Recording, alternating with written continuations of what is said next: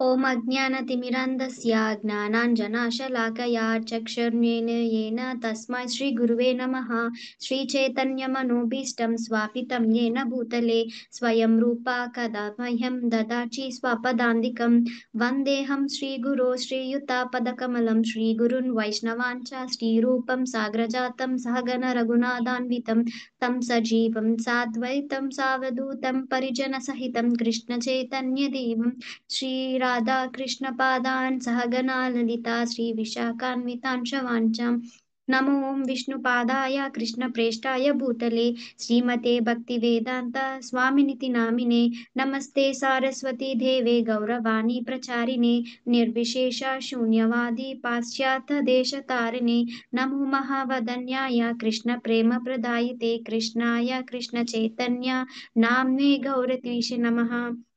हे कृष्णा करुणा सिंधु दीनबंधो जगत्पते गोपीशा गोपिका कांता राधा कांता नमोस्तुते तप्त कांचन गौरांगी राधे बृंदावनेश्वरी वृषभानुसुते देवी प्रणमामि हरिप्रिया वाञ्छाकल्पतरुभ्यस्य कृपा सिन्धुन एव च पतितानां पावनेभ्यो वैष्णवेभ्यो नमो नमः। श्री कृष्ण चैतन्य प्रभु नित्यानंद श्री अद्वैत गदाधरा श्रीवासादि गौर भक्त वृंदा हरे कृष्णा कृष्णा कृष्णा हरे हरे हरे राम राम राम हरे हरे। जय जय श्री चैतन्य जय नित्यानंद जय अद्वैता चंद्र जय गौर भक्त वृंदा जय जय श्री चैतन्य जय नित्यानंद जय अद्वैता चंद्र जय गौर भक्त वृंदा जय जय श्री चैतन्य जय नित्यानंद जय अद्वैता चंद्र जय गौर भक्त वृंदा। ॐ नमो भगवते वासुदेवाय। ॐ नमो भगवते वासुदेवाय। ॐ नमो भगवते वासुदेवाय। मुखं करोति वाञ्छालं पङ्गुं लङ्घयते गिरिं यत्कृपातमहं वन्दे श्रीगुरुं तीरतारणं परमानन्दमाधवं श्रीचैतन्य ईश्वरम्। హరే కృష్ణ మాతాజీస్ అండ్ ప్రభుజీస్. సో ఈ రోజు మనం 8వ అధ్యాయం విశ్వరూప సందర్శనం అనే అధ్యాయం చర్చించుకోబోతున్నాము. సో ఈ అధ్యాయం విశ్వరూప సందర్శనం అనగానే మనకి భగవద్గీతలో 11th చాప్టర్ చదువుకున్నాం కదా, అది గుర్తొస్తుంది. సో దీంట్లో మనం ఏ విధంగా ఉందో మనం ఈరోజు చర్చించుకోబోతాం. సో అధ్యాయం పేరు విశ్వరూప సందర్శనం అన్నమాట. సో మనం నిన్న మొన్న చాప్టర్స్ లో తృణవర్త సంహారము పూతన సంహారము చూసుకున్నాం కదా. సో అలా ఆ ఇద్దరు రాక్షసులు కృష్ణుని పైన వధించడానికి ప్రయత్నించినప్పటి నుంచి వసుదేవుడికి ఒక టెన్షన్ అనేది ఉంటుందన్నమాట. కృష్ణుడి జీవితం ఎలా ఉంటుంది, భవిష్యత్తు ఎలా ఉంటుంది అని చెప్పి. సో ఆ భవిష్యత్తు జ్యోతిష్య శాస్త్ర రీత్యా గణించడానికని చెప్పేసి వసుదేవుడు ఏం చేస్తాడంటే గర్గముని యదువంశ కుల గురువు అనేది గర్గముని అని ఉంటాడనమాట. ఆ గురువుకి చెప్తాడనమాట, నువ్వు నందమహారాజు దగ్గరికి వెళ్ళి వాళ్ళకి జ్యోతిష్యం గురించి చెప్పు, కృష్ణుడి భవిష్యత్తు గురించి అని చెప్పి. గర్గముని ఎవరంటే గర్గముని తపోనిష్ట గరిష్ఠుడు అనమాట. అతను యదువంశ పురోహితుడు అనమాట. సో వసుదేవుడు చెప్పగానే గర్గముని ఏం చేస్తాడు, నందమహారాజు ఇంటికి బయలుదేరుతాడు. అక్కడ నందమహారాజు గర్గమునిని చూడగానే ఎంతో గౌరవంగా లేచి నిలబడి 2 చేతులతో నమస్కరించి సగౌరవంగా గర్గమునిని ఆహ్వానిస్తాడనమాట. ఆహ్వానించి అతనికి నమస్కరించి అతను సుఖీనుడైన తర్వాత అతనికి అతిథి మర్యాద చేసిన తర్వాత అతన్ని అడుగుతాడు, ప్రభు మీలాంటి గురువులు మాలాంటి సాధారణమైన గృహస్థుల ఇంటికి వచ్చారంటే ఏదో మాకు జ్యోతిష్యం గురించి చెప్పడానికైనా లేదంటే ఆధ్యాత్మిక జీవితాన్ని గురించి బోధించడానికైనా వచ్చి ఉండాలి. ఆ రెండిటికి తప్పితే మీలాంటి గొప్ప గురువులు మాలాంటి సాధారణమైన గృహస్థుల ఇంటికి వచ్చే అవకాశం ఉండదు అని చెప్తాడనమాట. అప్పుడు గర్గమునితో ఇలా అంటాడు, మీలాంటి వాళ్ళు మాలాంటి వాళ్ళు ఈ సంసార దాంట్లో పడిపోయి నిజమైన కర్తవ్యాన్ని ఆధ్యాత్మిక జీవితాన్ని మర్చిపోయి ఉంటాము. మాలాంటి వాళ్ళకి కొంచెం జ్ఞానబోధన చేయడానికే మీరు వస్తారు అని చెప్పి అంటారు. నిజానికి ఇప్పటికి కూడా మనం అంటే ఈ భగవద్గీతలు ఇవన్నీ మనం చదవడం కూడా అదొక ఏదో పెద్ద పనిలాగా ఫీల్ అవుతాం. ఇప్పటికీ మనం చాలా మంది అంటే మనం క్లాస్ ఫస్ట్ లో స్టార్ట్ చేసినప్పుడు 30 మెంబర్స్ 40 మెంబర్స్ వరకు ఉంటుండే. ఇప్పుడు మనం చూసుకుంటుంటే తగ్గిపోతుంది. అంటే వాళ్ళకి ఇది ఆధ్యాత్మికం అనేది ఒక బర్డన్ లాగా అనిపిస్తుంది అనమాట. ఇది నిజమైన జ్ఞానము అని చెప్పి వాళ్ళు తెలుసుకోరు. వాళ్ళు ఎప్పుడు చూడు మనం ఈ మన రెగ్యులర్ గా చేసే ఈ వర్క్స్ అనే వాటిపైనే పడిపోయి ఇలాంటివన్నీ మర్చిపోతుంటారు. సో అలా నందుడు అంటాడనమాట, మేము మర్చిపోతూ ఉంటాము, మీలాంటి గొప్ప గురువులు మాలాంటి ఇంటికి రావడానికి అదే కారణమై ఉంటుంది అని చెప్పి అనుకుంటాడనమాట. అయితే నందమహారాజుకి తెలుసు ఏంటి అంటే ఇతను గర్గముని చాలా గొప్ప పురోహితుడు, తపోనిష్ట గరిష్ఠుడు, జ్యోతిష్యం గురించి చెప్తాడు, జ్యోతిష్యంలో చాలా ప్రావీణ్యం ఉంటుంది అని చెప్పి. జ్యోతిష్యం అంటే ఈ చంద్ర సూర్య గణాల గురించి చెప్పడం అన్నమాట. ఈ అద్భుతమైన గుణాలు ఈ శాస్త్రం ద్వారా, ఈ జ్యోతిష శాస్త్రం ద్వారా మనిషి భవిష్యత్తును స్పష్టంగా తెలుసుకోగలుగుతాడు. గర్గముని ఈ జ్యోతిష శాస్త్రంలో పారంగతుడు అనమాట. ప్రస్తుత జన్మలో సుఖదుఖాలను కారణమవుతున్నట్టి పూర్వ కర్మలను ఈ విద్య ద్వారా మనిషి తెలుసుకోగలుగుతాడు. అంటే ఈ జ్యోతిష్యం శాస్త్రం వల్ల తెలుసుకోగలుగుతాడు అనమాట. అయితే నిపుణుడైన బ్రాహ్మణుడు క్షత్రియ వైష్ణవ వర్ణాలకు సంస్కార కర్మలు చేయడానికి వాళ్ళకి సమర్థుడై ఉంటాడనమాట. బ్రాహ్మణులు ఈ పురోహితులు అనేది వాళ్ళకి సలహాలు ఇస్తుంటారు. ఇలా చేయాలి, ఇలాంటి సంస్కార కర్మలు చేయాలి అని చెప్పి అంటాడనమాట. సో నందమహారాజు ఈ గర్గముని నమ్ముతాడనమాట. ఇతను చాలా గొప్ప శ్రేష్ఠుడని నమ్మేసి అతను ఏం చేస్తాడంటే, మా పుత్రులు కృష్ణ బలరాములు ఉంటారు కదా, వాళ్ళ సంస్కార కర్మలు మీరే చేయాలి అని చెప్పి గర్గమునికి అప్పచెప్తాడనమాట. అయితే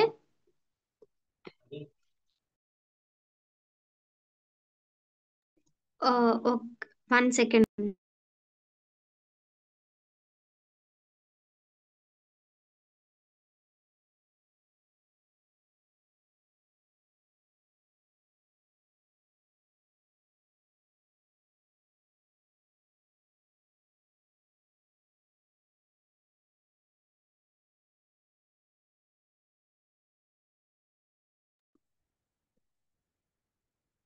సారీ.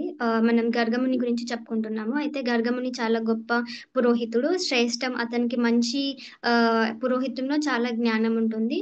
సో నందమహారాజు ఏం చెప్తాడంటే, మా పుత్రుల సంస్కార కర్మలు మీరే చేయాలని చెప్పి నందమహారాజుకి అప్పగిస్తాడనమాట. అయితే నందుడు ఏమంటాడు, నిజానికి ఈ బాలురనే కాదు, మానవులందరూ జన్మము తర్వాత యోగుడైన బ్రాహ్మణుని గురువుగా స్వీకరించాలని నందుడు అంటాడనమాట. ఇప్పుడు ఆ కాలంలోనే కాదు, జనరల్ గా కూడా మానవులందరూ జన్మము తర్వాత యోగ్యుడైన బ్రాహ్మణుడు మనం గురువుగా స్వీకరించాలన్నమాట.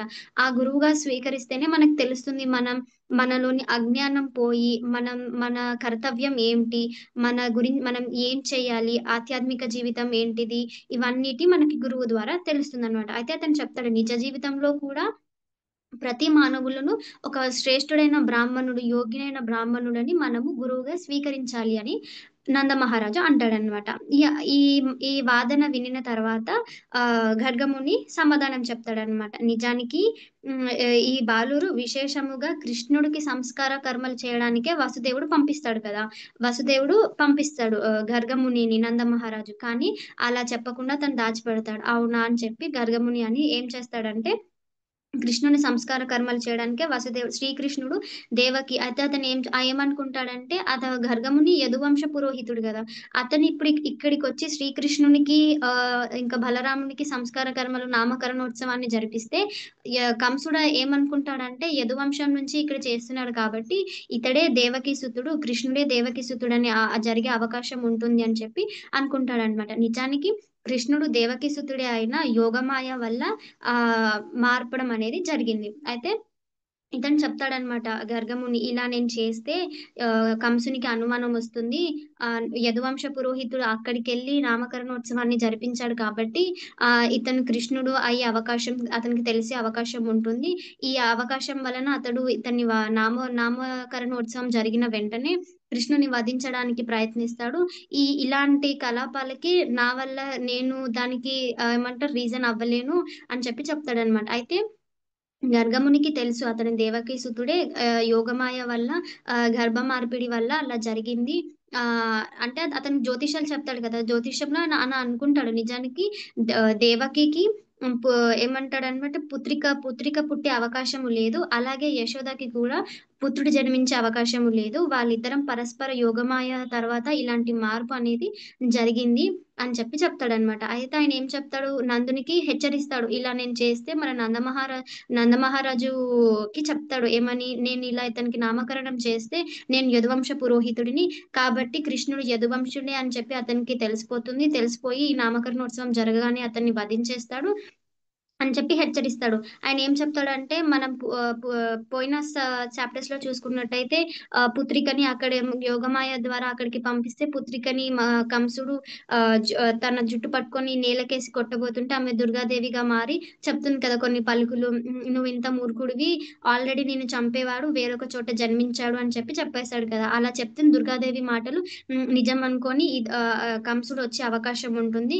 కాబట్టి మనం ఇలా చేయడం కష్టమవుతుంది అని చెప్పి చెప్తాడనమాట. అప్పుడు నందమహారాజు ఏమంటాడు, గర్గమునితో విని, గర్గముని పలుకులు విని నందమహారాజు అప్పుడు ఆయనతో, అంతటి ప్రమాదమే ఉంటే వైభవపేతంగా నామకరణోత్సవం చేయకుండా ఉండడమే మంచిది. అంత ఏమంటారంటే అంత ప్రమాదమే ఉంటే మనము ఈ వైభవాన్ని గొప్పగా జరిపించవలసిన అవసరమేమీ లేదు.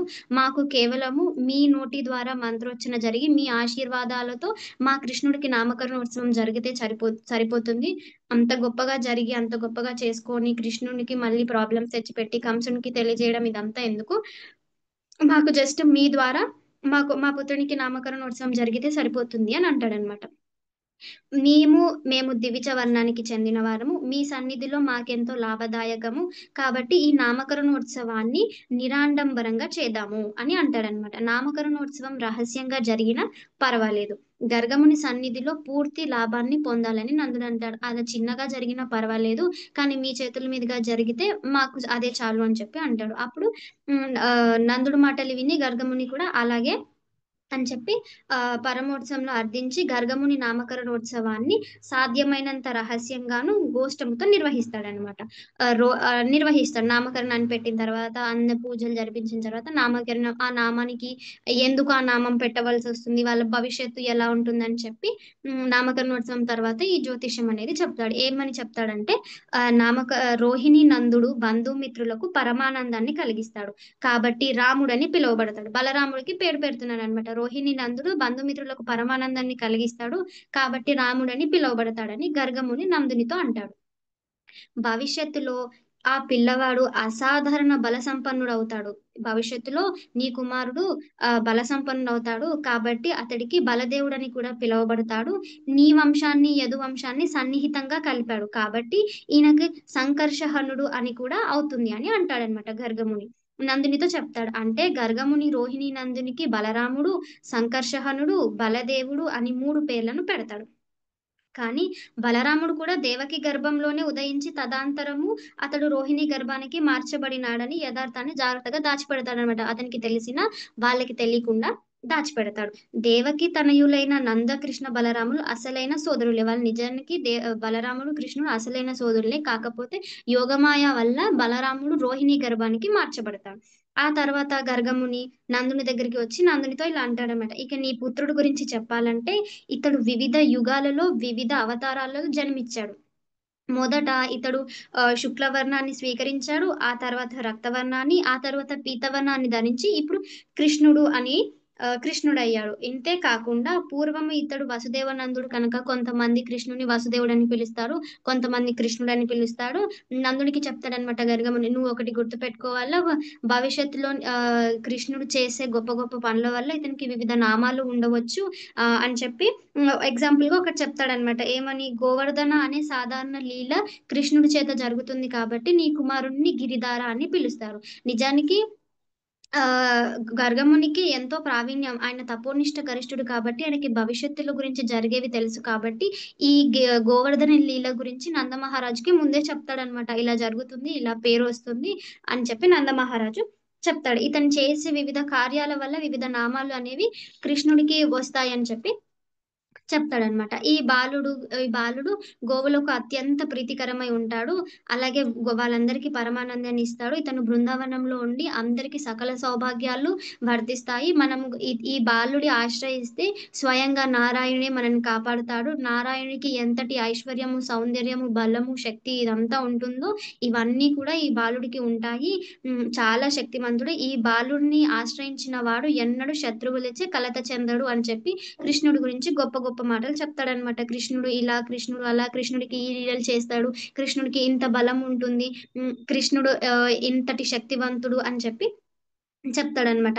కానీ ఈయనేం చెప్తాడు, ఇంతటి శక్తివంతుడు కానీ నందమహారాజుకి చెప్తాడు, కానీ నీ పుత్రుని నువ్వు సదా రక్షించుకోవాలి. ఎందుకంటే కృష్ణుడికి కొన్ని కొందరు రాక్షసుల వల్ల కలత చెందవచ్చు, అపాయాలు కలిగించవచ్చు. కాబట్టి నీ కొడుకుని నువ్వు జాగ్రత్తగా పెంచు అని చెప్పి అంటాడనమాట. అదే సమయంలో ఈ విషయం కూడా తెలుపుతాడు. కొన్ని రాక్షసుల వల్ల వధించడానికి ప్రయత్నిస్తారు, సృష్టిస్తారు ప్రాబ్లమ్స్ అనేవి, అపాయాలు సృష్టిస్తాడు. కాబట్టి నువ్వు నీ పుత్రుడిని జాగ్రత్తగా పెంచు అని చెప్పి చెప్తాడనమాట.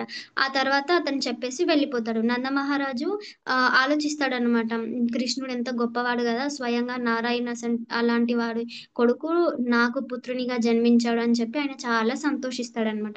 ఇలా ఈయన చెప్పి వెళ్ళిపోతాడనమాట. వెళ్ళిపోయిన కొన్ని రోజులకి ఏమవుతుందంటే శ్రీకృష్ణుడు, బలరాముడికి పాకడం మొదలుపెడతారు. వాళ్ళు అప్పుడు చిన్న పిల్లల్లాగా ఉండాలి. ఆ తర్వాత కొన్ని రోజులకి వాళ్ళు పాకడం మొదలు పెడతారనమాట.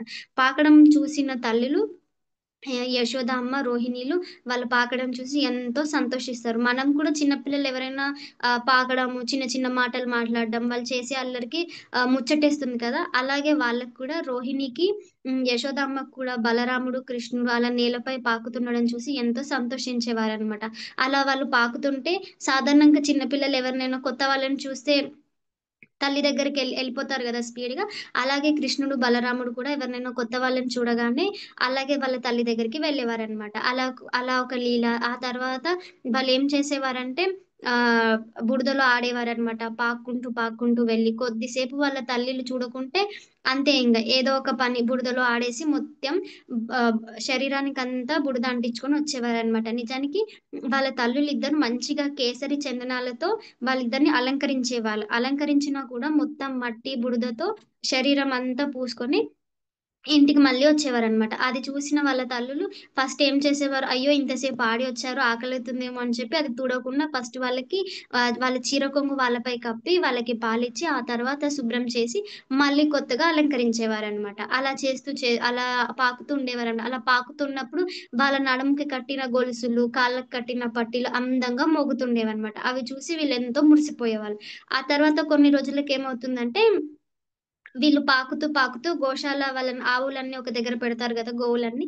అక్కడికెళ్ళేవారనమాట. అక్కడికెళ్ళి ఏం చేసేవారు, గోవుల తోక పట్టుకొని నిలబడ్డానికి ప్రయత్నించేవాళ్ళు. అలా ప్రయత్నించినప్పుడు గోవులన్నీ భయపడిపోయాయి. భయపడిపోయి అవి పరిగెత్తడం మొదలుపెట్టేవి. వాటితో పాటు వీళ్ళు కూడా పాకడం, ఆవు పేడలో, బురదలో పాకడం మొదలుపెట్టేవారనమాట. ఈ లీలలన్నీ చూసి యశోద, రోహిణిలు ఎంతో నవ్వుకునేవారు. వీళ్ళు నవ్వడమే కాకుండా గోపికల్ని కూడా పిలిచి ఈ లీలను చూపించి వాళ్ళెంతో మురిసిపోయేవారనమాట. కృష్ణ బలరాములు ఎంత చిలిపివారంటే, యశోద, రోహిణీలు తమ ఇంటి పనులు చేసుకుంటుండగానే వారిని గోవులు, ఎడ్లు, కోతులు, నీళ్లు, అగ్ని, పక్షుల నుండి రక్షించుకోవాల్సి వచ్చేదన్నమాట. బాలుల రక్షణ గురించి వారు నిరంతరం వ్యాకులతో తమ పనుల నిర్వహణలతో వారికి శాంతి దొరికేదే కాదు. ఇటు గోవులను, కోతులను, ఎడ్లు, నీళ్లు, అగ్నిని అలాగే వాళ్ళ పిల్లలని రక్షించుకోవాలి, ఇంటి పనులు చేయాలి కాబట్టి రోహిణికి, యశోద అమ్మకి మాత్రం విశ్రాంతి దొరికేదే కాదనమాట. తర్వాత కొంత సమయానికి కృష్ణ బలరాములు కాళ్ళపై నిలబడి నెమ్మదిగా నడవడం మొదలుపెడతారు. పాకడం మొదలుపెట్టినప్పుడే కృష్ణ బలరాముల అల్లరి చాలా ఉండేది. ఇప్పుడు ఇంకా కొంచెం నడవడం వచ్చిన తర్వాత ఇంకా ఆగుతారా? అసలుకే ఆగరు. జనరల్‌గా చిన్న పిల్లలు కూడా అంతే. అక్కడికి తిరగడం, ఇక్కడికి తిరగడం అలా కృష్ణ బలరాములు కూడా అలాగే ఎంతో అల్లరి చేసేవాళ్ళనమాట. వీళ్ళ అల్లరంతా గోపికలందరూ గుమ్మిగూడి చూసేవారు. బృందావనంలో కృష్ణ బలరాముల చిలిపి చేష్టలకు ఇరుగు పొరుగు వాళ్ళు గోపికలు ఎంతో ఆనందించేవారంట. ఈ దివ్యానందాన్ని మరింతగా అనుభవించడానికి వారంతా గుమ్మిగూడి యశోద దగ్గరికి వెళ్ళి బాలుని పైన ఫిర్యాదు చేసేవారంట. యశోదమ్మ, నీ అల్లరి పిల్లవాడిని కొంచెం అదుపులో పెట్టుకోవచ్చు కదా, నీ కృష్ణుడు బలరాముడు ఎంత అల్లరి చేస్తున్నారో తెలుసా, అని చెప్పి అన్నట్టు. మా ఇళ్ళకి వచ్చేసి పొద్దున సాయంత్రం మీ పిల్లలు ఏం చేస్తున్నారంటే గోవుల దగ్గరికి వాటి దూడలని ముందే విడిచిపెట్టేస్తున్నారు. మేము పాలు పితకడానికి ముందే ఈ దూడలు వెళ్ళేసి వాటి పాలన్నీ తాగేస్తున్నాయి. ఇలా చేస్తే మేము పాలు పితకడానికి వెళ్ళినప్పుడు మేము ఖాళీ గిన్నెలతో తిరిగి వస్తున్నాము. ఇలా చేయడం సమంజయమే అని చెప్పి యశోదమ్మకి ఫిర్యాదు చేస్తారనమాట. అంతేకాకుండా మేము అలా చేసినందుకు వాళ్ళు బెదిరిస్తే తిరిగి వాళ్ళు ఏం చేస్తారు, ఇలా ఎందుకు చేస్తున్నారని బెదిరిస్తే ఎంతో అందంగా నవ్వేవారనమాట. ఆ నవ్వు మొహం చూసి గోపికలు కూడా వాళ్ళని తిట్టడం మానేసి ఆ లీలను చూసి ఆనందించేవారు. ఆ తర్వాత కొన్ని రోజులకు అంతేకాకుండా వాళ్ళు పెరుగు, వెన్న ఎక్కడైనా దాచిపెడితే వాటికి దొంగలిస్తారనమాట. శ్రీకృష్ణ బలరాములు ఎంతో ఇష్టం అనమాట వాటిని దొంగలించడం. పెరుగు, వెన్నలు దొంగలిస్తూ పట్టుబడితే వాళ్ళని అడుగుతారు, ఎందుకు ఇలా దొంగతనం చేస్తున్నారంటే తిరిగి గోపికల్ని అనేవాడనమాట. మీరెందుకు మమ్మల్ని ఇలా అంటున్నారు? మా ఇంట్లో ఏమైనా మాకు పాలు, పెరుగు, వెన్న కొదువనా? మా ఇంట్లో లేక దొంగతనం చేస్తున్నామా అని తిరిగి గోపికల్ని బెదిరించేవారనమాట కృష్ణ బలరాములు. ఆ తర్వాత ఒక్కొక్కప్పుడు వాళ్ళు ఏం చేసేవారంట, పాలు, వెన్న, పెరుగు తిన్న తర్వాత కోతులకు పెట్టేవారనమాట. కోతులకు పంచిపెట్టేవాళ్ళు. కోతులు కూడా కడుపు నిండా తిన్న తర్వాత అవి తినవు కదా, తినకపోయేసరికి గోపికలు అనేవారంట, మీ పాలు, పెరుగు, వెన్న అసలు ఏమైనా బాగుందా, కోతులు కూడా ముట్టడం లేదు, ఇవేం బాగా లేవని చెప్పి గోపికల్ని ఆట పట్టించేవాడనమాట కృష్ణ బలరాములు. కుండలను పగలగొట్టి అటు ఇటు పడేస్తారనమాట. అదంతా తిన్న తర్వాత ఆ వెన్న దాచిన పురుగు కుండలను అన్ని అటు ఇటు పగలగొట్టేసి చెల్లాచెదరుగా పడేసి వచ్చేవారంట. మేము పాలు, పెరుగు, వెన్న ఇలా తింటున్నారని చెప్పేసి చీకటి గదిలో పెడితే నీ కొడుకులకు నువ్వు అందంగా అలంకరించి నగరేసి అలంకరిస్తావు కదా, ఆ నగల కాంతితో వాళ్ళు ఆ వెలుగుతోని ఎక్కడున్నాయో పెరుగు, వెన్న అని చెప్పి ఆ నగల కాంతితో చీకట్లో కూడా వచ్చి పెరుగు, వెన్నను దొంగలిస్తున్నారు. ఒకవేళ అలా కాకుండా కనబడకుండా పెట్టినా కానీ ఆ నగల కాంతితో తీసేస్తున్నారు. మీరు మీ కొడుకులకు నగలు తీసేయడమే మంచిది అని చెప్పి అంటారనమాట. అయితే అయినా కానీ యశోదమ్మ అంటుంది, సరే నేను నగలు తీసేస్తాను. మీరు మీ పాలు, పెరుగు, వెన్నని మంచిగా పెట్టుకోండి అంటే అప్పుడు వాళ్ళు అంటారు, వద్దు వద్దు అలా చెయ్యకు. మీ కుమారులు ఎలాంటి వాళ్ళంటే ఏ నగల కాంతి లేకున్నా కానీ చీకటిలో కూడా విశ్వమంతా చూసే బాలుల్లాగా ఉన్నారు. అయినా కానీ మేము ఎంత పైకి పెట్టినా చీకటి గదిలో పెట్టినా చెక్క పీటలు ఒకదానిపైన ఒకటి వేసి దానిపైన నించొని పాలు, వెన్న తింటున్నారు. ఒకవేళ అలా కాకుండా చెక్క పీటలో కూడా అందలేకపోతే రాళ్ళు తీసుకొచ్చి కుండలకి చిల్లు కొట్టి మరీ పాలు, పెరుగు, వెన్నని తింటున్నారు. ఇలా అయితే కష్టం అని చెప్పి అంటే యశోదమ్మ అంటుందంట, సరే మీరైతే జాగ్రత్తగా పెట్టుకోండి, నేను కృష్ణుడికి చెప్తానని చెప్పి అనేవారంట. అయితే వాళ్ళేం చెప్తారు, ఒక్కొక్కప్పుడు ఒకవేళ వెన్న, పాలు ఇవేం దొరకకపోతే గదంతా ఏమంటారు మూత్ర విసర్జన చేసి, ఉమ్ముంచేసి పాడు చేస్తున్నారు నీ కుమారులు అంటే, యశోదమ్మ ఏమంటుంది, సరే నేను మా కొడుకులకి చెప్తాను, మీరు వెళ్ళండి అంటే ఇంకా వాళ్ళెళ్ళిపోతే యశోదమ్మ అనుకుంటుందనమాట. కోపంతో కృష్ణ బలరాములకి ఇద్దరికీ చివాట్లు పెట్టాలని చెప్పి అనుకుంటుంది. కానీ కృష్ణుడు వాళ్ళందరూ అంటారు, చూడు ఇంత చేసి నీ కొంగు చాటుగా ఎంత అమాయకంగా కూర్చున్నాడో, పొద్దున్నుంచి సాయంత్రం వరకు బలరాముని తీసుకొనొచ్చి అల్లరి చేసి పాలు, వెన్న ఇవన్నీ దొంగతనం చేశాడు. ఇప్పుడేమో ఏం తెలియని పిల్లవాడిలాగా నీ కొంగు చాటున ఎలా ఉన్నాడో చూడని చెప్పి యశోదమ్మకి చెప్పేవారనమాట. యశోదమ్మ కూడా ఆ నవ్వు మొహము, ఆ అమాయకమైన మొహం చూసి కృష్ణుడికి చివాటలం పెట్టడం మర్చిపోయి ప్రేమతోని, వాత్సల్యంతోని దగ్గరికి తీసుకుంటున్నారనమాట. అయితే ఇంకొక రోజు ఏమవుతుంది, ఇలా జరిగిన తర్వాత కృష్ణ బలరాములు నార్మల్‌గా సాధారణంగా ఆడుకుంటూ ఉంటారనమాట. ఆడుకుంటూ ఉంటే ఏమవుతుంది, కృష్ణుడు, బలరాముడు ఇంకా వాళ్ళతో పాటు కొంతమంది వాళ్ళ ఏజ్ గ్రూప్ ఫ్రెండ్స్ అనేది ఉంటారు గదా, కృష్ణుడి స్నేహితులు. వాళ్ళందరూ ఒకరోజు ఆడుకుంటూ ఉంటారు. ఆడుకుంటూ ఉంటే ఏమవుతుంది, అప్పుడు బలరాముడు ఇంకా కొంతమంది స్నేహితులు కలిసి యశోదమ్మ దగ్గరకొచ్చి చెప్తాడు, అమ్మ ఇట్లా కృష్ణుడు మట్టి తింటున్నాడు అని చెప్పి చెప్తాడు. అప్పుడు యశోదమ్మ వచ్చి, కృష్ణ కన్నయ్య ఎందుకు ఇక్కడ బయటకొచ్చి నువ్వు మట్టి తింటున్నావు అంటే, కృష్ణుడు ఏం చెప్తాడు, అమ్మ నేను మట్టి తినలేదు, బలరాం అన్నయ్య ఇంకా నా తోటి స్నేహితులందరూ కలిసి కావాలనే నా మీద చాడీలు చెప్తున్నారు. వాళ్ళందరూ కలిసి వచ్చి చెప్తే నువ్వు నన్ను మందలిస్తావని చెప్పి వాళ్ళలా చెప్తున్నారు. ఈరోజు మేము ఆడుకునేటప్పుడు బలరాం అన్నకు నాకు చిన్న గొడవయ్యి అన్నకి నా పైన కోపం వచ్చింది. అందుకే నీకలా నా స్నేహితులతో అందరిని తీసుకొచ్చి అబద్ధం చెప్తున్నారమ్మ. నేను మట్టి తినలేదు. కావాలంటే నా నోరు తెరిచి చూపిస్తాను చూడు అని చెప్పి అంటాడనమాట. అలా చెప్పి యశోదమ్మ ఏమంటుంది, అవునా నువ్వు మట్టి తినలేదా? అయితే నీ నోరు తెరిచి చూపించు అంటుంది. అయితే కృష్ణుడు ఏం చేస్తాడు, సాధారణ బాలకుడిలాగానే వాళ్ళ అమ్మకి నోరు నోరు తెరిచి చూపిస్తాడనమాట. నేను చూస్తాను చూపించు అని అంటుంది. తల్లి ఆ విధంగా ఆజ్ఞాపించగానే దేవాది దేవుడైన శ్రీకృష్ణుడు సామాన్య బాలునిగా నోరు తెరిచాడు. నోరు తెరిస్తే ఆ నోటిలో యశోదమ్మకు సమస్తము సృష్టి వైభవము గోచరించింది. అంతరిక్షము, సకల దిక్కులు, పర్వతాలు, ద్వీపాలు, సముద్రాలు ఇవన్నీ కృష్ణుని నోట్లో చూస్తుందనమాట ఆమె.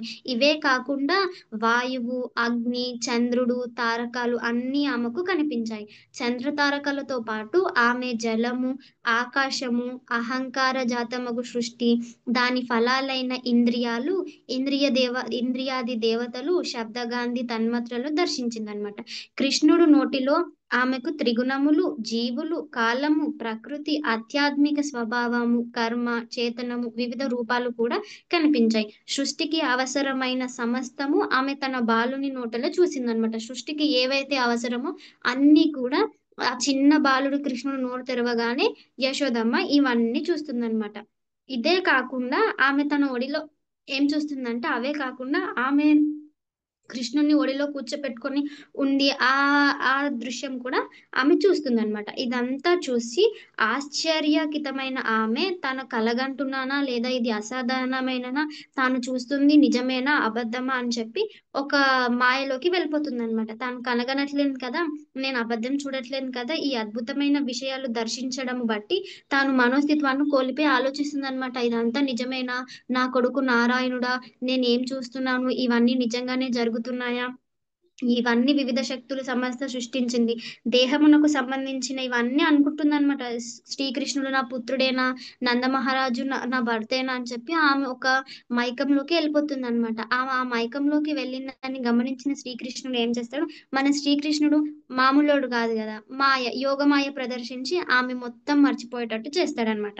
యశోదమ్మ ఈ రీతిగా తాత్విక ధోరణిలో తలపోసే సమయంలో శ్రీకృష్ణుడు తన యోగమాయను కప్పి ఆమె పుత్రవాత్సల్యంతో మర్చిపోతుందనమాట. అప్పుడు ఏం చేస్తుంది, పుత్రవాత్సల్యం గుర్తొచ్చి ఆమె ఏం చేస్తుందంటే పుత్రుడనే తలుస్తుందనమాట. ఆమె తన ఒడిలోని కృష్ణునికి తీసుకొని పుత్రవాత్సల్యంతో మురిసిపోతుంది. ఇదంతా మర్చిపోతుంది ఆమె. నేను కృష్ణుడి నోటిలో ఇదంతా జగత్తంతా చూశాను, జ్వలము ఇవన్నీ చూశానని మర్చిపోయి, అయ్యో మా కన్నయ్యకి ఆకలేస్తుందేమో అని చెప్పి యోగమాయ వల్ల మర్చిపోయి పుత్రవాత్సల్యంతో కృష్ణుడు తీసుకొని తన సంన్యపానం చేపిస్తుందనమాట.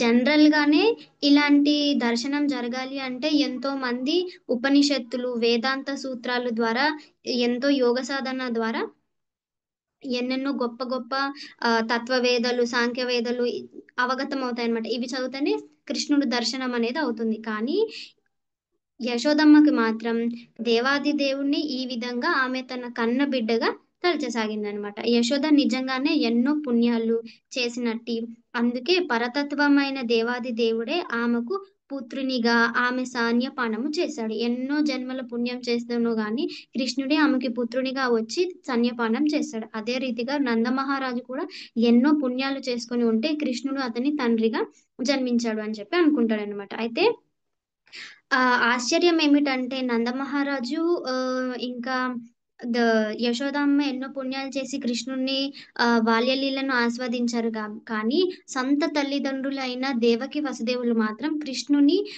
ఈ బాల్యలీలను ఆస్వాదించలేకపోయారనమాట.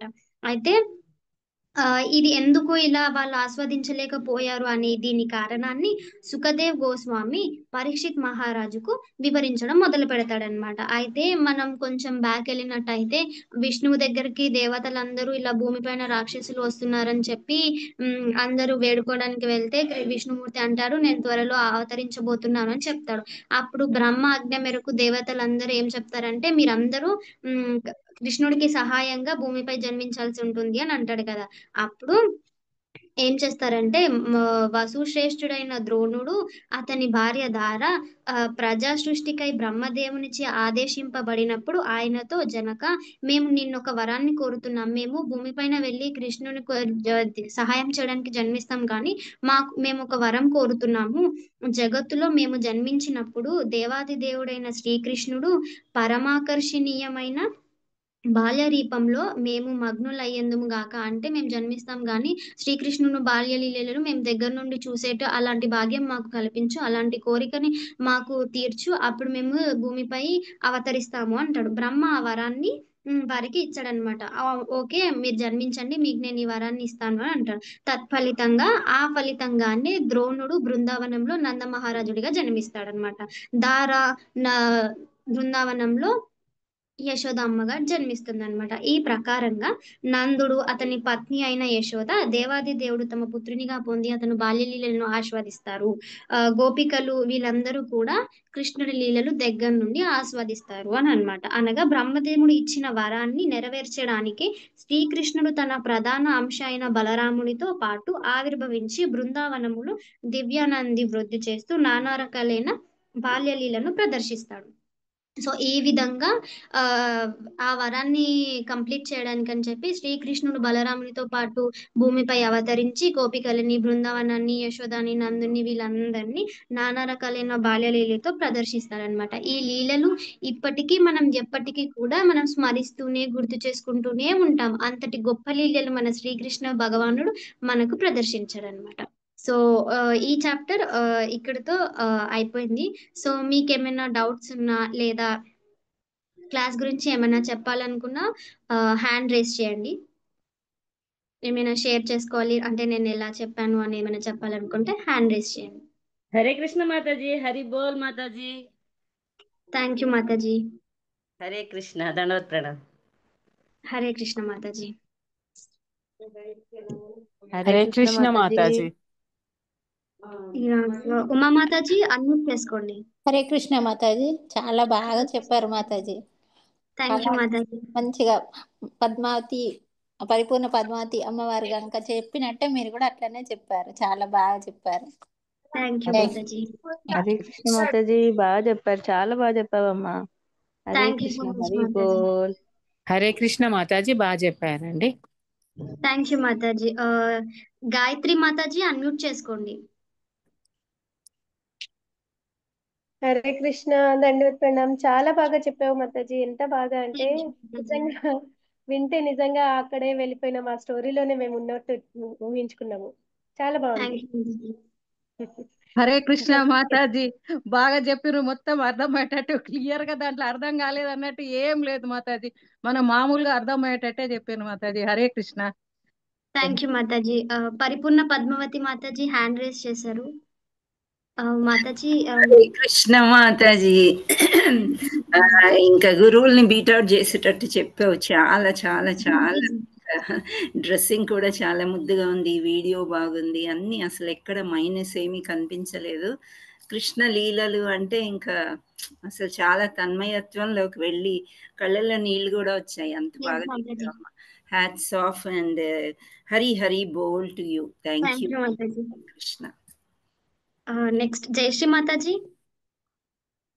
హరే కృష్ణ మాతాజీ. దండవత్ ప్రణామ్. హరే కృష్ణ మాతాజీ. దండవత్ ప్రణామ్. హరి హరి బోల్ మాతాజీ. హరి హరి బోల్. Thank you mataji. మాతాజీలందరికీ సారీ మాతాజీ.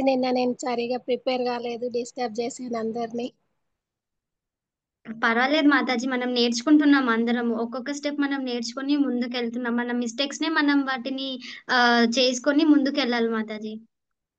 మాతాజీలు అందరు డిస్టర్బ్ అయినరని చెప్తున్నాను మాతాజీ. పర్వాలేదు Mataji. Thank you Mataji. Manjushree Mataji thank you. మీరు చాట్ బాక్స్ లో మెసేజ్ పెట్టారు కదా. Thank you so much Mataji. రేపు మనకి శ్రావణి మాతాజీ ఇంకొక చాప్టర్ చెప్తారు. నెక్స్ట్ ఎవరికైనా ఇంకా నెక్స్ట్ వీక్ కి క్లాసెస్ ఏమైనా మీకు ఇంట్రెస్టెడ్ ఉంటే హ్యాండ్ రేస్ చేయండి. నా నంబర్ చాట్ బాక్స్ లో పెడతాను. దానికైనా మెసేజ్ చేయండి. టెన్షన్ తో కూడా చెప్పలేకపోయినాను మాతాజీ.